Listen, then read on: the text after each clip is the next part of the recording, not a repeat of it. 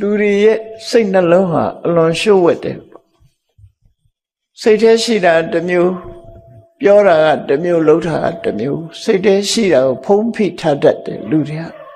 ဖုံးဖိထားသည့်အတွက်ကြောင့်အပြင်မှာထွက်လာတဲ့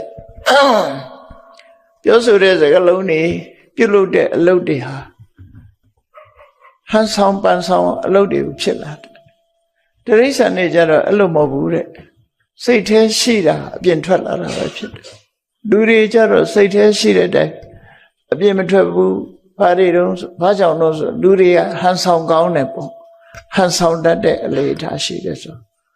အဲ့တော့လူတွေကကောက်ကျစ်တယ်လို့အဓိပ္ပာယ်ပြောတာဥဒ္ဒနကေညေတံဗန္တိယတိတံပတော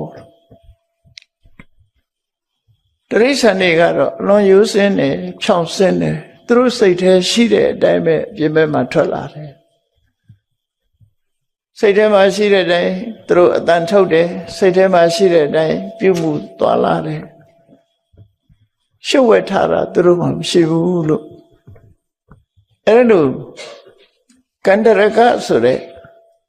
စင်တတ်တဲ့ဆရာကမြတ်စွာဘုရားကိုလျှောက်တော့မြတ်စွာဘုရားကဟုတ်တယ်